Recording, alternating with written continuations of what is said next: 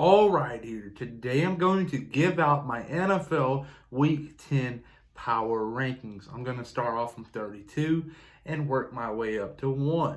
And let's get started. Ryan Priest, and you're watching William Blackwell on YouTube. All right, here. Starting off with number 32, I am giving it to the New York Jets. The New York Jets, without a doubt, has to be the worst team in NFL history. I know there has been teams in the past like the Detroit Lions in the early 2000s and the Cleveland Browns here recently. But the New York Jets is a whole nother breed. They're terrible. So I'm putting them at number 32. But at number 31, I got the Jacksonville Jaguars. The Jacksonville Jaguars started off the 2020 campaign with a win against the Indianapolis Colts. And it turned a lot of heads and brought some attention into the Week 2 game where they played the AFC 2019 runner-up, Tennessee Titans. Jacksonville gave them a fight. They were going back and forth the whole game, but Tennessee won due to a Stephen Gostkowski field goal, and it brought the Jaguars to 1-1. Week 3, they went to play the Miami Dolphins, and they lost. They got blown out, and then since then, they haven't really been putting up good numbers, and Gardner Minshew hasn't been doing too well, and I expect Jacksonville to get rid of him this offseason.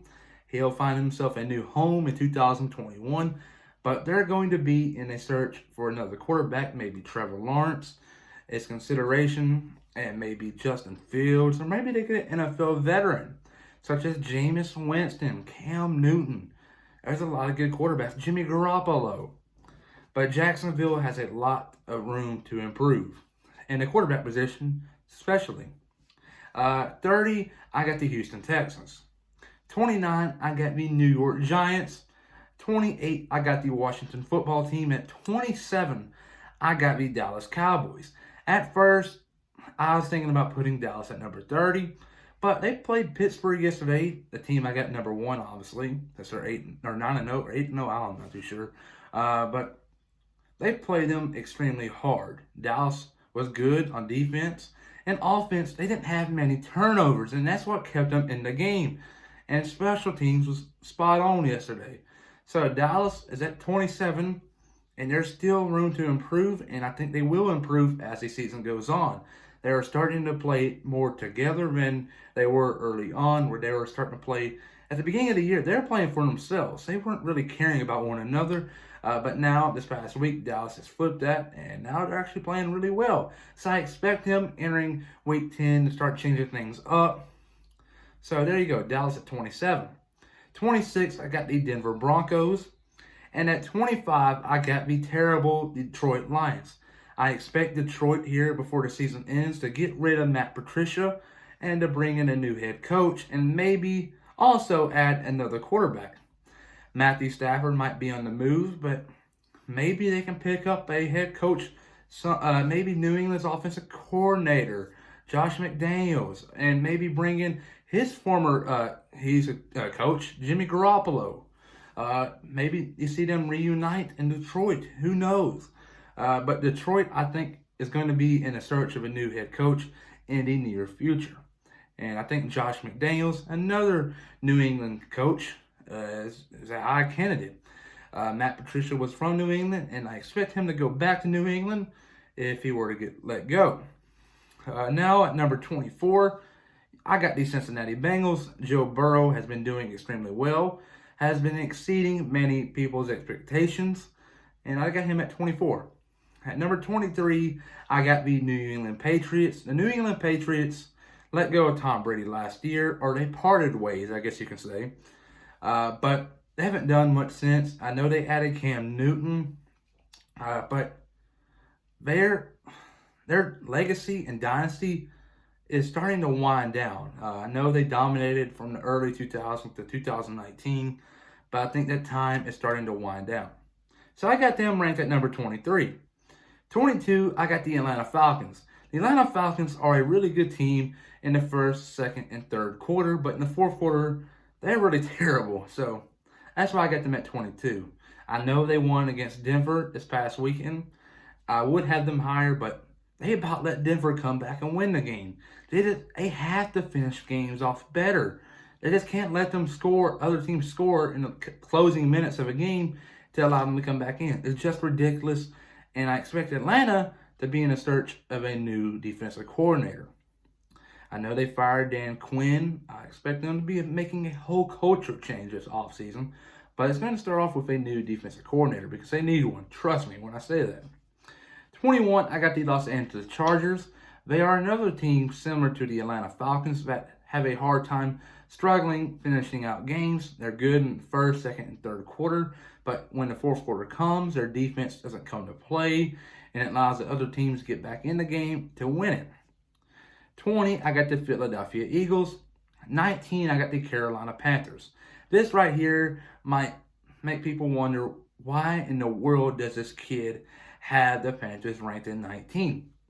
Well, Christian McCaffrey came back yesterday. He brought a little spark to that offense, and Teddy Bridgewater played extremely well. And you know what? I know Christian McCaffrey's hurt again. He's going to miss a ton of time, but I'm pretty confident that Teddy Bridgewater will keep that team moving in the right direction.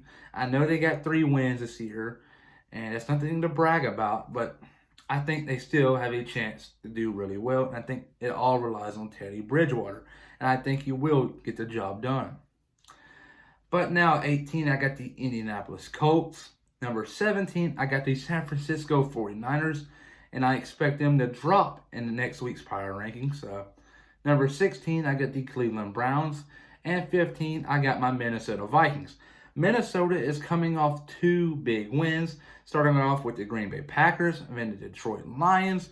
Now they got Chicago Bears on Monday Night Football in Week 10, so that's going to be the game to keep your eye on. That's my game of the week, too. So I think Minnesota has a lot more room to improve, and I think they're starting to turn the page here in this 2020 season, going back-to-back wins and back-to-back division game wins. So Minnesota's on a good path right now. 14, I got the Arizona Cardinals. Number 13, I got the Chicago Bears, who played a really good game yesterday against the Tennessee Titans. I know they did not win the game, but you got to think about Tennessee is a really, really good team, and Chicago hanged in with them. So Chicago is, in my opinion, a playoff caliber team, and they're also a Super Bowl caliber team when they want to be. So Chicago at 13, I think they can be ranked a little bit higher.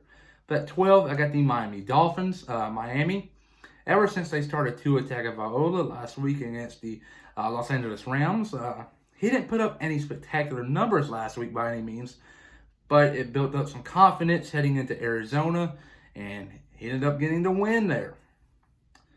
But after that, I got the Baltimore Ravens at number 11. Number 10, I got the Los Angeles Rams. Number 9, I got the Tennessee Titans. Number 8, I got the Tampa Bay Buccaneers. Tampa Bay, I know. They lost 38-3 on Sunday Night Football against the New Orleans Saints. But the New Orleans Saints are a really good team, and they are a Super Bowl caliber team. But number 7, I'm going to put the Seattle Seahawks. The Seattle Seahawks are a really, really good team. And I expect them to start building up some mojo, I guess you can say, heading into the final stages of this regular season. I know that they lost this past week to the Buffalo Bills. They didn't just lose this game. They got demolished by them. The Buffalo Bills, I know Josh Allen is a front runner for the MVP and stuff like that, but Russell Wilson, I thought he had things going. But number 6, this one right here might catch a lot of people off guard. I got the Las Vegas Raiders. John Gruden has brought life to that franchise. He was there in the past, but they rehired him again, and he's bringing life to the franchise. So you never know. Derek Carr might make a run at it here. But number 5, I got the Green Bay Packers. Number 4, got the Buffalo Bills. Number 3, I got the Kansas City Chiefs. And at number 2, I got the New Orleans Saints. And at number 1, the most obvious decision here, the Pittsburgh Steelers. But those are my NFL Week 10 power rankings, and many of y'all might be wondering what happened there. I put the Baltimore Ravens down twice in my power rankings, and I forgot to put up the Las Vegas Raiders. So there you go. Those are my Week 10 power rankings. Everybody, though, remember to please like and subscribe.